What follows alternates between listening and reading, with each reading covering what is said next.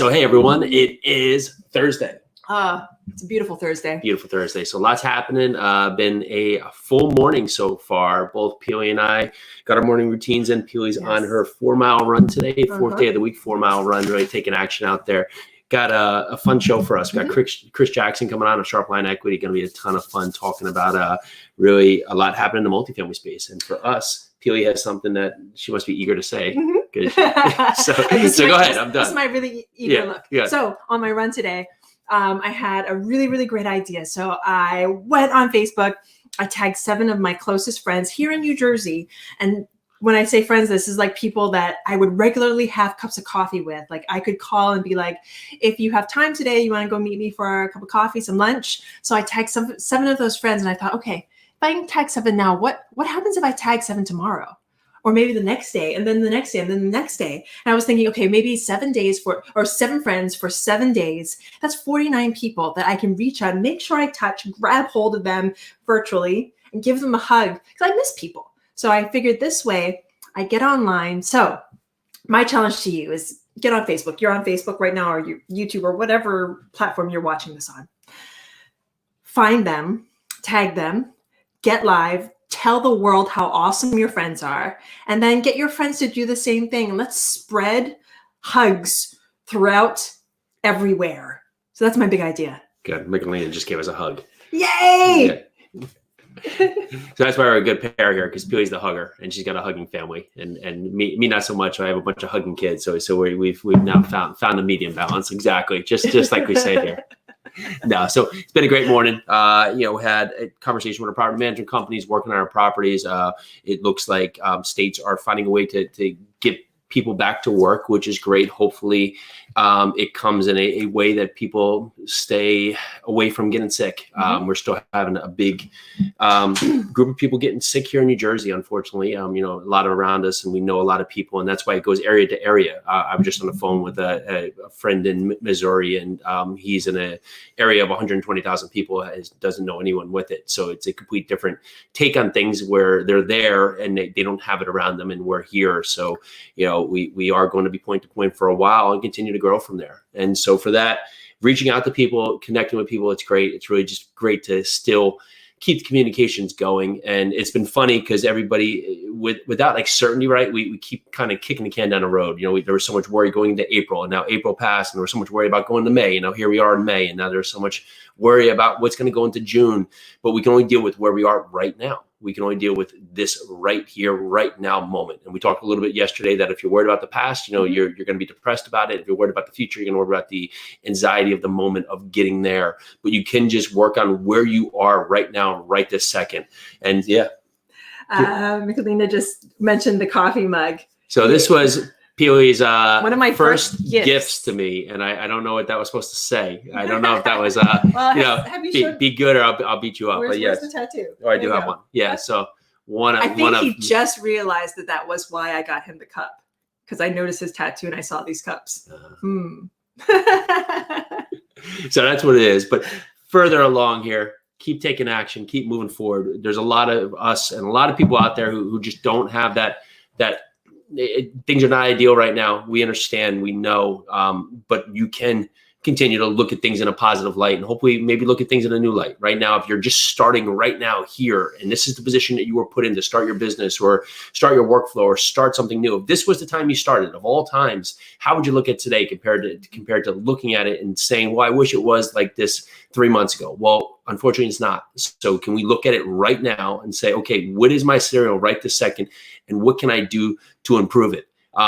I was talking with this guy who's got financial software yesterday, and he had a great perspective on how things are going to change. He had a friend who does virtual touring company, and they've seen their business 5x in the last few months, of course, because so many people are thinking that they're willing to do that. But before COVID, there was so much pushback because the conversation was nobody would ever want to rent or even buy a place with virtual touring. But with now looking at virtual touring, we know friends who have brought houses. We know people that are renting places just based on a virtual tour. So using the new mindset, what can we do to go forward? How can that position into a new way? So on that talk track here, we do want to bring in Chris Jackson. Chris is a Sharp Line Equity. Hey, Chris, how we doing? Hey, Chris. Good. And hey, guys. Happy Thursday, man. Thanks for jumping in here. So Thanks for Chris, having me. out there in New York, we're in New Jersey. We know Chris for a long time. He does multifamily, not only where he is out in Georgia, or now also in Georgia and a few other markets. So thanks for coming on the show, man. Fill us in. What have you been up to? Well, we've been concentrating on mainly asset management to be the best operators that we can be. Yeah. You know, we had the same worries that we all did as owners of multifamily, about worrying about rent payments, worrying about our residents' safety, worrying about our employee safety. And what's really been great is we've communicated proactively, and our rent collections have been right on point, maybe a couple of points here and there off.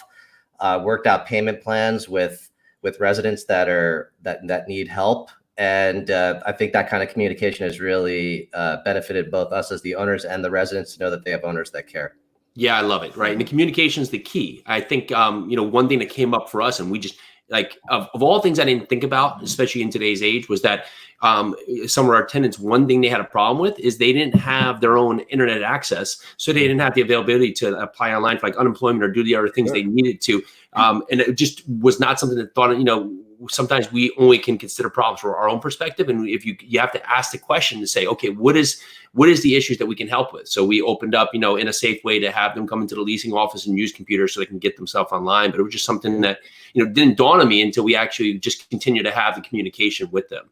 Yeah, now that you can't make those assumptions. Exactly. Yeah. And right, you have to be proactive, because you're going to have residents that don't know how to reach out. They're worried about what the landlord's going to say. Yeah. And we have just found that the more communication we have, the better our communities are.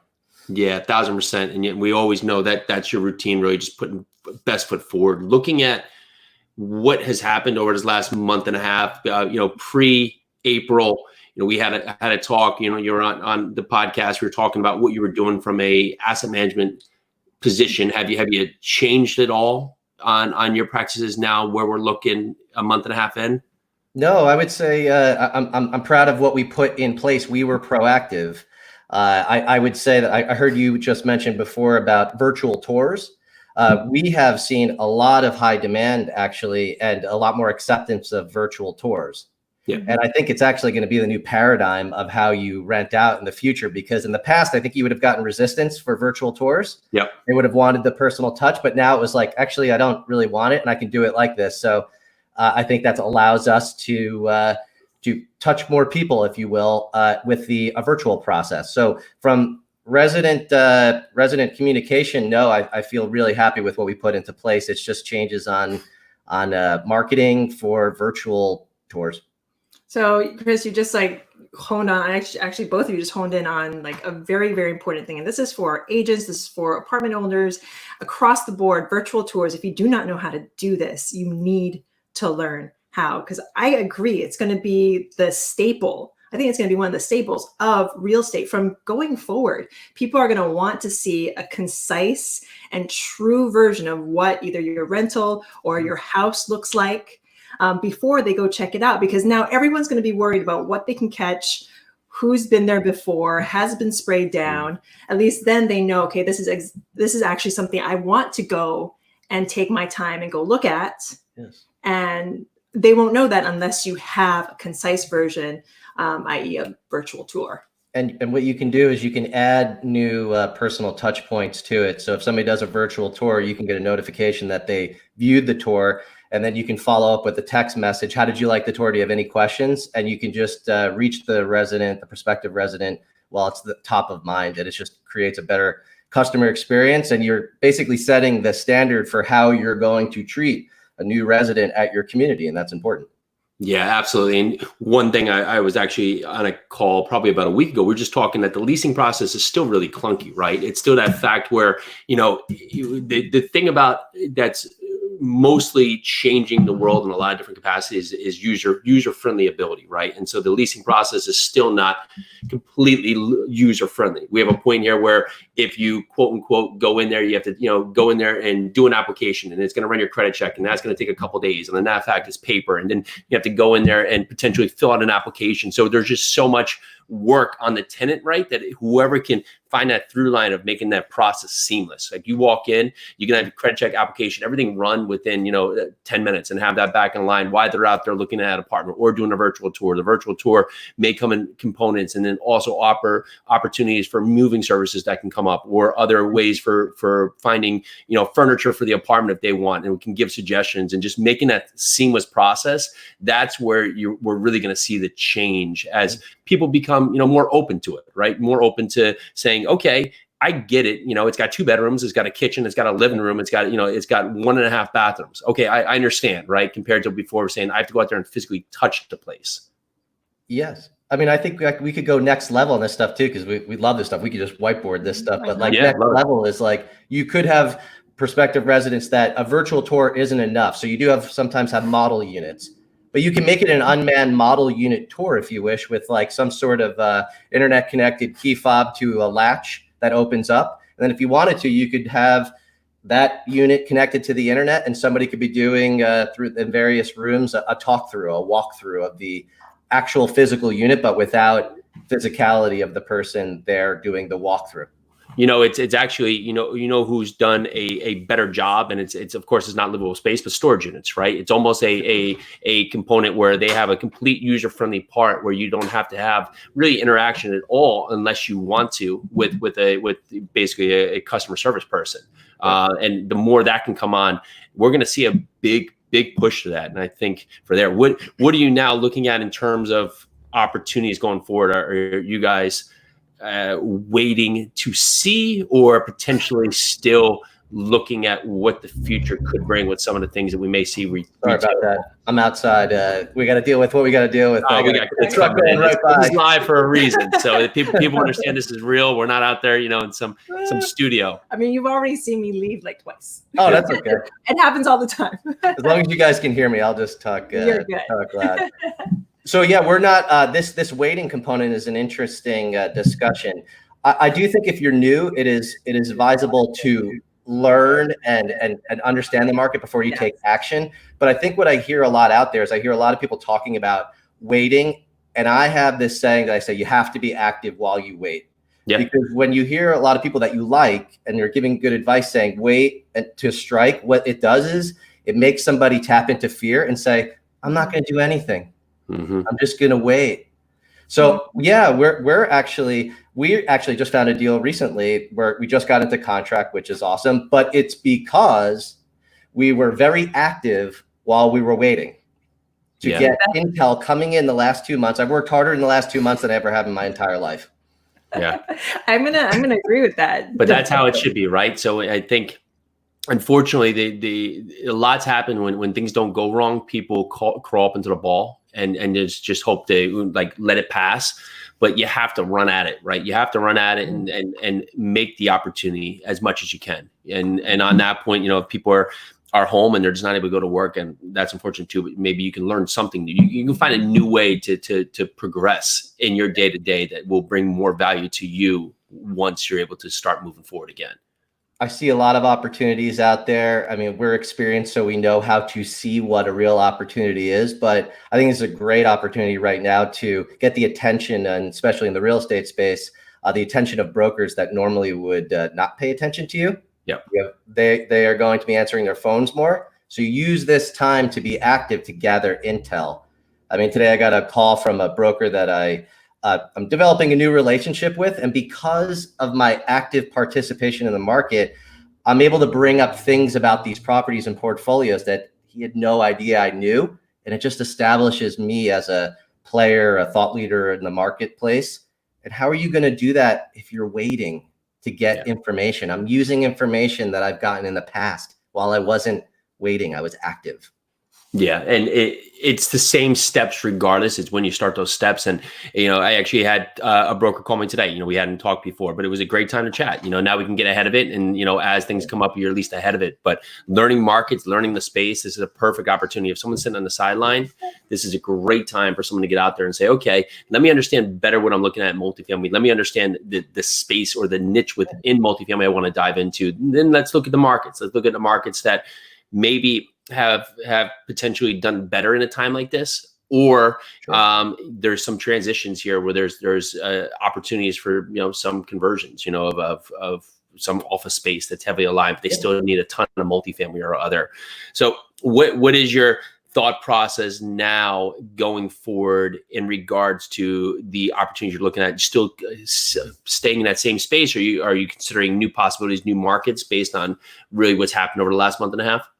Yeah, I mean, I would say that our focus is going to be on nicer product, that B+ class that normally we were in the workforce housing space, that we've done quite well there. I see opportunities coming up in the newer assets that were just really not, we didn't feel comfortable paying those kinds of prices. And now I see a little bit of arbitrage out there where we can have less competition to get nicer assets that are going to have a really high demand from people. Fleeing from density is a theme I'm out there saying in the flight from density in the great relocation. I've heard and flight to quality has been a talk track that we've been preaching and talking about too, right? Because you're looking at if the delta between caps on 1960s and a 2010 are not as far off as we think, as people keep building in what they think the potential we'll say after repair value is of the 1960s product. So there's to get something that's new that you can walk into and not have the heavy lifting of some of the things like we've done in the past on utilities, like things you never see and have just been done that you have to do, but you can't really get the value back. But now it's priced in already into perceived value of it. I absolutely agree. So before we let you go, you're an avid bird watcher, so I have to ask, what's the bird that you've been dying to find and haven't seen yet? Oh, wow. Let's see. It would be extremely rare, but it would be the black rail. Black rail. Where would you find that? You can find that in the Southeast. So really? But it would be very difficult. You'd have to like camp out and go. My favorite bird is it's my wife is a bird watcher, so we call it our love bird. It's the rose-breasted grosbeak. It's a beautiful rose-breasted what? Rose-breasted grosbeak. Rose-breasted grosbeak.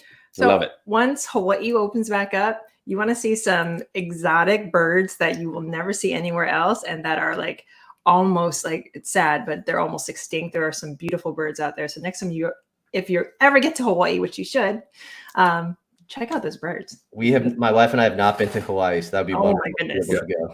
You have to go. Back up. Awesome. Chris, thank you, man. It's always good talking. Thanks so much. Really always love your feedback, man. Keep crushing it out there. Thank you, guys.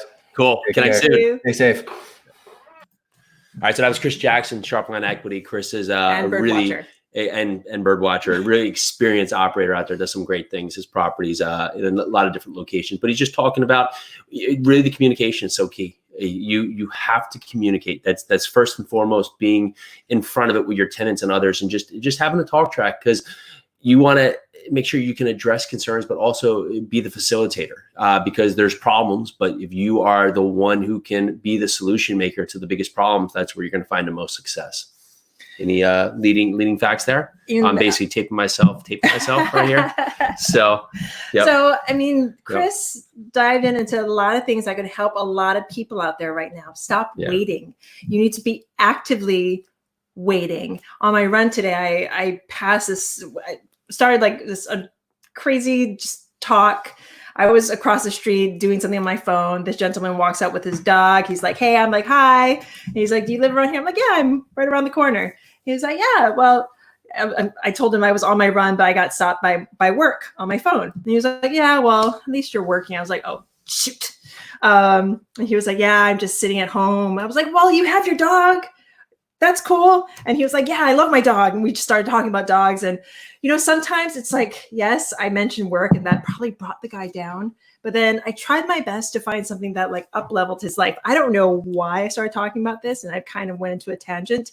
But anywho, stop waiting. Find that this guy loves his dog. Maybe there's something he can do with his dog. I'm not sure, but stop waiting. There has to be something that you can latch onto that can take you to the next level. I know we keep on talking about the next level, but you need to latch on to something. And if you're trying to get into large multifamily and you've never done it before, like Chris said, spend your time right now educating yourself, talking to people like Chris Jackson, like Jason and I, and getting in the know and start. And if you're in large multifamily, or if you're just in real estate in general, you should be calling as many people as you can think of every single day, talking to them, getting what they think the market's at, just letting them know that you are there, that you are available. Because next time somebody has a deal, regardless of what type of real estate it is, you want you to be on the top of their mind.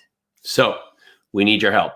If you like what you hear, we're trying to really grow our YouTube channel. Got so much going on over there. Please go over there, hit that subscribe button, share it with your friends, hit like, give us comments. Love hearing from you. It's been awesome doing this show so far. Just hearing from all you guys has been great. All the feedback we're getting. So happy Thursday. We will see you tomorrow before we head into the weekend. Got any topics you want to touch? Always keep reaching out. We love really focusing on what you guys want to talk about. Have a great day. Bye.